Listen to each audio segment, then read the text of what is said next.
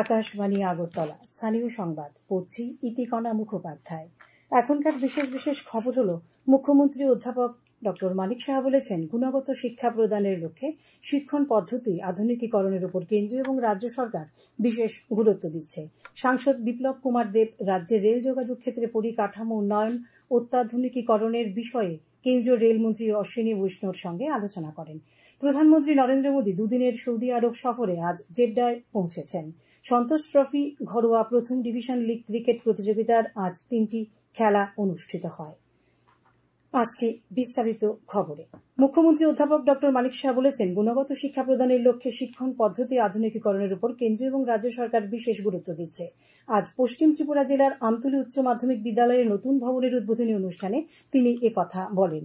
এই অনুষ্ঠান থেকেই মুখ্যমন্ত্রী আরও 5টি বিদ্যালয়ের নতুন ভবনের ভার্চুয়ালি উদ্বোধন করেন। মুখ্যমন্ত্রী বলেন, রাজ্যের বিভিন্ন বিদ্যালয়ের পরিকাঠামো উন্নয়নের লক্ষ্যে গত অর্থ বছরে 2024-25 অর্থবর্ষে প্রায় 153 কোটি টাকা ব্যয়ে 44টি বিদ্যালয়ের নতুন ভবন নির্মাণ করা হয়েছে। মাননীয় প্রধানমন্ত্রীজি বারবার বলছেন যে কোয়ালিটিভ এডুকেশন এবং বৃত্তিমূলক যে শিক্ষা সেটা অবশ্যই আমাদের দিতে হবে এবং তার উপর উনি গুরুত্ব আরোপ করেছেন।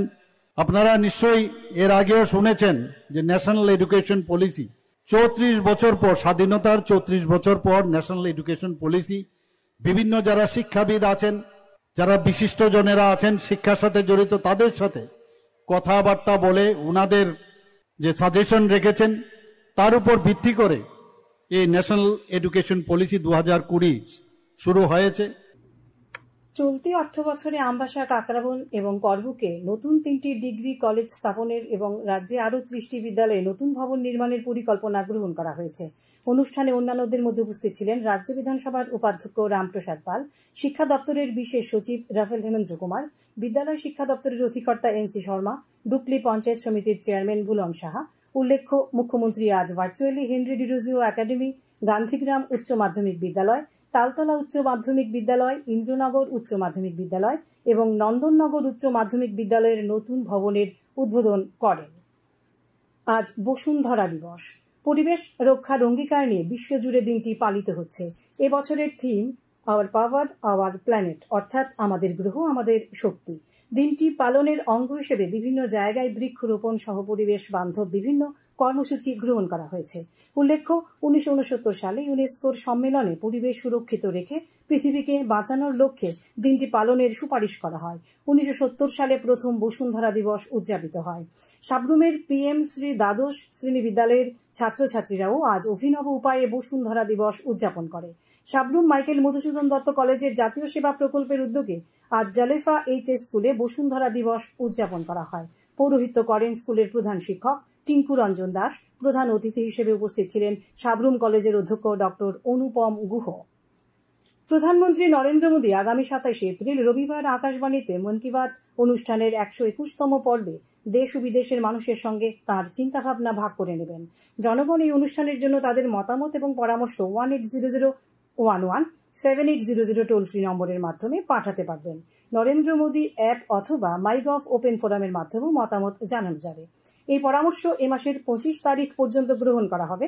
এছাড়াও 1922 নম্বরে মিস কল দিলে যে লিঙ্ক পাওয়া যাবে তাতেও SMS করা যাবে। পোপ ফ্রান্সিসের প্রয়াণে দেশে 3 দিনের রাষ্ট্রীয় শোক পালন করা হচ্ছে। কেন্দ্রীয় সরকার জানিয়েছে, আগামীকাল পর্যন্ত রাষ্ট্রীয় শোক পালন করা হবে। দেশের সর্বত্র জাতীয় পতাকা অর্ধনমিত থাকবে। সব রকমের সরকারি বিনোদনমূলক অনুষ্ঠানও বাতিল করা হয়েছে। তাছাড়া পোপের শেষকৃত্যের দিনও রাষ্ট্রীয় শোক পালন করা হবে। সাংসদ বিপ্লব কুমার দেব আজ নতুন দিল্লিতে রাজ্যের রেল যোগাযোগ ক্ষেত্রে পরিকাঠামো উন্নয়ন অত্যাধুনিকীকরণ, ডাবল লেন এবং রেল লাইন বাড়ানো সহ বিভিন্ন বিষয়ে কেন্দ্রীয় রেলমন্ত্রী অশ্বিনী বৈষ্ণবর সঙ্গে আলোচনা করেন। আলোচনাকালে লামডিং সাবরুম, আগরতলা সাবরুম ডাবল লেন, গুয়াহাটি পর্যন্ত বন্দে ভারত ট্রেন, আগরতলা জম্মু, আগরতলা পুরী, আগরতলা গয়া এক্সপ্রেস চালু করা, অমৃত ভারতের অধীন আগরতলা ধর্মনগর কুমারঘাট ও উদয়পুর স্টেশনের আধুনিকীকরণ, বাধারঘাট স্টেশনকে বিশ্বমানের করে তোলা, জিরানিয়া ইয়ার্ডের উন্নতিকরণ সহ আরও নতুন রেল পরিষেবা যুক্ত করার বিষয়ে তাঁদের মধ্যে কথা হয়। শ্রীদেব জানান, কেন্দ্রীয় রেলমন্ত্রী দাবিগুলির গুরুত্ব অনুভব করে অগ্রাধিকারের ভিত্তিতে যথার্থ ব্যবস্থা গ্রহণের আশ্বাস দিয়েছেন। প্রদেশ কংগ্রেস সভাপতি আশিস কুমার সাহা আজ আগরতলায় সাংবাদিকদের জানিয়েছেন, সংবিধান বাঁচাও অভিযান সারা দেশের সঙ্গে রাজ্যের সবকটি জেলা ও ব্লক স্তরে আয়োজন করা হবে।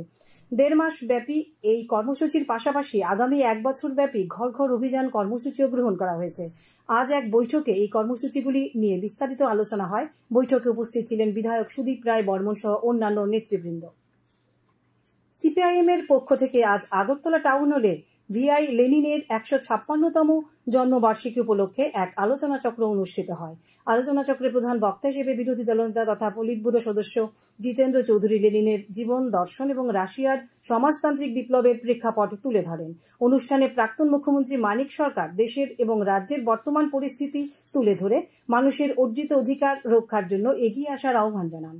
আগরতলার মেলার মাঠ স্থিত সিপিআইএম সদর দপ্তরে আজ ভিআই লেনিনের 156তম জন্মদিন উদযাপন করা হয়। উপস্থিত ছিলেন সিপিআইএম রাজ্য সম্পাদক জিতেন্দ্র চৌধুরী সহ অন্যান্য নেতৃবৃন্দ। আগরতলায় সিপিআই রাজ্য দপ্তর জুনু দাস ভবনে এই উপলক্ষে আয়োজিত অনুষ্ঠানে উপস্থিত ছিলেন সিপিআই রাজ্য সম্পাদক ডাক্তার যুধিষ্ঠির দাস, সহ সম্পাদক মিলন বৈদ্য, সিপিআই নেত্রী তুলসী দাস কপালী, জয়া বিশ্বাস প্রমুখ। ঊনকোটি জেলা পরিষদের অর্থানুকূল্যে জেলার 5টি দ্বাদশ শ্রেণীর বিদ্যালয়ে ছাত্রছাত্রীদের সুবিধার জন্য ওয়াটার কুলারের ব্যবস্থা করে দেওয়া হচ্ছে। জেলা পরিষদের সভাধিপতি অমলেন্দু দাস এ কথা জানান। এ খবর শুনছেন আকাশবাণী আগরতলা কেন্দ্র থেকে। প্রধানমন্ত্রী নরেন্দ্র মোদী দুদিনের সৌদি আরব সফরে আজ জেড্ডায় পৌঁছেছেন। সেখানে প্রবাসী ভারতীয়রা প্রধানমন্ত্রী মোদীকে স্বাগত জানান। জেড্ডাতে প্রধানমন্ত্রী মোদীকে 21টি তোপধ্বনির মাধ্যমে স্বাগত জানানো হয়। অর্থমন্ত্রী প্রণজিৎ সিংহ রায় জানিয়েছেন, আগামী মে মাস থেকে উদয়পুরের কেন্দ্রীয় বিদ্যালয়ে ভর্তি প্রক্রিয়া শুরু হবে। পঠন পাঠন শুরু হবে জুন মাসের 20 তারিখ থেকে।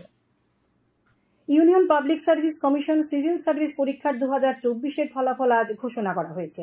এই পরীক্ষায় মেয়েদেরই জয় জয়কার। নির্বাচিত মোট 1009 জন প্রার্থীর মধ্যে 335 জন সাধারণ শ্রেণীর, 109 জন অর্থনৈতিকভাবে দুর্বল শ্রেণীর, 318 জন অন্যান্য অনগ্রসর শ্রেণীর এবং 160 জন তপশিলি জাতি, 87 জন তপশিলি উপজাতি সম্প্রদায়ভুক্ত। উদ্ভাবনী সামাজিক সংস্থার উদ্যোগে আজ উত্তর ত্রিপুরা জেলার পানিসাগরে জলাবাসা গ্রাম পঞ্চায়েতে উত্তর জলাবাসা অঙ্গনওয়াড়ি কেন্দ্রে 7ম পোষণ পাখোয়ারা 2025-এর আয়োজন করা হয়। পোষণ পাখোয়ারা 2025-এর মূল উদ্দেশ্য হল শিশুদের ও গর্ভবতী মহিলাদের পুষ্টির গুরুত্ব সম্পর্কে সচেতনতা বৃদ্ধি এবং তাদের মধ্যে পুষ্টিকর খাদ্য সরবরাহ নিশ্চিত করা, বাচ্চাদের সঠিক স্বাস্থ্য এবং গর্ভবতী মায়েদের সুস্থ রাখা, সঠিক সময়ে সঠিক টিকাকরণ সহ প্রয়োজনীয় ভিটামিন এবং খাদ্য গ্রহণ করা, যাতে ভবিষ্যতে মা এবং বাচ্চা দুজনেই সুস্থ থাকতে পারেন। অনুষ্ঠানে অঙ্গনওয়াড়ি কেন্দ্রের অন্তর্গত শিশু, ছাত্র ও অভিভাবকদের নিয়ে একটি সচেতনতামূলক অনুষ্ঠান ও পুষ্টিকর খাবার বিতরণ করা হয়। উপস্থিত ছিলেন উত্তর জলাবাসা অঙ্গনওয়াড়ি কেন্দ্রের পরিচালিকা অনুশ্রী দেবনাথ, উদ্ভাবনী সামাজিক সংস্থার সভাপতি প্রীতম মালাকার। আগরতলা জিআরপি থানার পুলিশ আজ মানব পাচারের সঙ্গে যুক্ত 5 জনকে গ্রেপ্তার করেছে। ওসি তাপস দাস জানিয়েছেন, লঙ্কামুড়া, শর্মালুঙ্গা এবং শানমুড়া এলাকা থেকে তাদের গ্রেপ্তার করা হয়েছে। ত্রিপুরা ক্রিকেট অ্যাসোসিয়েশন পরিচালিত সন্তোষ ট্রফি ঘরোয়া প্রথম ডিভিশন লিগ ক্রিকেট প্রতিযোগিতার আজ 3টি খেলা হয়। নরসিংগড়ের টিআইটি মাঠে শতদল সংঘ 181 রানে বনমালীপুর ক্রিকেট ক্লাবকে, মেলাঘরের মাঠে পোলস্টার ক্লাব 8 উইকেটে চলমান সংঘকে এবং নরসিংগড়ের পিটিএ মাঠে ওল্ড প্লে সেন্টার 7 উইকেটে ইউনাইটেড বিএসটিকে পরাজিত করে। ত্রিপুরা স্পোর্টস জার্নালিস্ট ক্লাবের পক্ষ থেকে আজ এক অনুষ্ঠানের মধ্য দিয়ে রাজ্যের তারকা অলরাউন্ডার তথা রাজ্য রঞ্জি দলের সহ অধিনায়ক মণিশঙ্কর মুরা সিংকে 2023-24 মরশুমে বর্ষসেরা ক্রিকেটার হিসেবে সংবর্ধনা জ্ঞাপন করা হয়। আগরতলা প্রেস ক্লাবে এই অনুষ্ঠানে মণিশঙ্করের হাতে স্মারক, উত্তরীয় এবং পুষ্পস্তবক তুলে দেওয়া হয়। অনুষ্ঠানে ত্রিপুরা স্পোর্টস জার্নালিস্ট ক্লাবের কর্মকর্তারা উপস্থিত ছিলেন। আগামী 24 ঘন্টায় রাজ্যের উত্তর, ঊনকোটি এবং ধলাই জেলার বিক্ষিপ্তভাবে বজ্র বিদ্যুৎ সহ ঘন্টায় 30 থেকে 40 কিলোমিটার বেগে ঝড়ো হাওয়া বয়ে যাওয়ার সতর্কতা জারি করেছে আবহাওয়া দপ্তর। বাকি সব জেলায় ও বিক্ষিপ্তভাবে বজ্র বিদ্যুৎ সহ হালকা বৃষ্টিপাতের সতর্কতা করা হয়েছে। আগামীকাল তাপমাত্রা সর্বোচ্চ 35 ডিগ্রি সেলসিয়াস এবং সর্বনিম্ন 24 ডিগ্রি সেলসিয়াসের কাছাকাছি থাকতে পারে। আজ দিনের সর্বোচ্চ তাপমাত্রা ছিল 35 ডিগ্রি সেলসিয়াস এবং সর্বনিম্ন 24.6 ডিগ্রি সেলসিয়াস। শেষ করার আগে খবরের বিশেষ অংশগুলো আরও একবার। মুখ্যমন্ত্রী অধ্যাপক ডক্টর মানিক শাহ বলেছেন, গুণগত শিক্ষা প্রদানের লক্ষ্যে শিক্ষণ পদ্ধতি আধুনিকীকরণের উপর কেন্দ্র এবং রাজ্য সরকার বিশেষ গুরুত্ব দিচ্ছে। সাংসদ বিপ্লব কুমার দেব রাজ্যে রেল যোগাযোগ ক্ষেত্রে পরিকাঠামো উন্নয়ন, অত্যাধুনিকীকরণের বিষয়ে কেন্দ্রীয় রেলমন্ত্রী অশ্বিনী বৈষ্ণবের সঙ্গে আলোচনা করেন। প্রধানমন্ত্রী নরেন্দ্র মোদী দুদিনের সৌদি আরব সফরে আজ জেড্ডায় পৌঁছেছেন। সন্তোষ ট্রফি ঘরোয়া প্রথম ডিভিশন লীগ ক্রিকেট প্রতিযোগিতার আজ 3টি খেলা অনুষ্ঠিত হয়। স্থানীয় সংবাদ আজকের মতো এখানেই শেষ হলো।